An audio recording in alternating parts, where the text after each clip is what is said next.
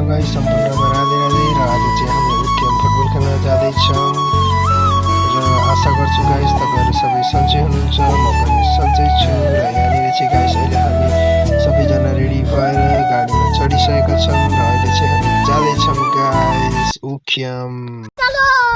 चलो कौन है ये लोग, कहाँ से आते हैं? हामी चाहिँ हेर्नुहोस् गाइस जङ्गलको बाटो जाँदैछौँ। आज चाहिँ हामी अफ रोडिङ गइरहेको छौँ। हेर्न सक्नुहुन्छ गाइस बाटो कस्तो अप्ठ्यारो थियो र वरिपरि हरियाली हेर्दै गाइस धुलो खाँदै अहिले चाहिँ यहाँनिर फाइनली पिच रास्तामा पुगिसकेको छौँ गाइस। आज गाइस म तपाईँहरूलाई एउटा उकियामको भ्यू देखाउने छु। हेर्नुहोस् अहिले चाहिँ हामी यहाँ उकियामको बजार आइसकेका छौँ र गाइस हेर्दै जानुहोस्। म तपाईँलाई उकियामको पिकनिक स्पट पनि देखाउने छु, तपाईँहरू हेर्नुहोस् गाइस।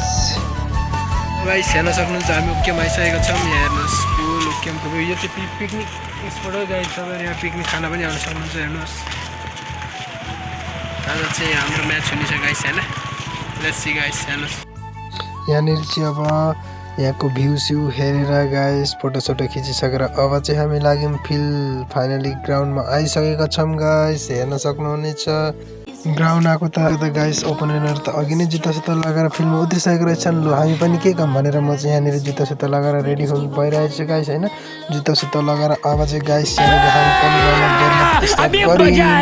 हेर्नुहोस् बल टक टक वार्मअप गरेर, किनकि वार्मअप चाहिँ इम्पोर्टेन्ट है गाइस। र वार्मअपसँग गरिसकेपछि गेम स्टार्ट भइसकेको छ गाइस र आजको गेम 0-0 हारेको छौँ गाइस।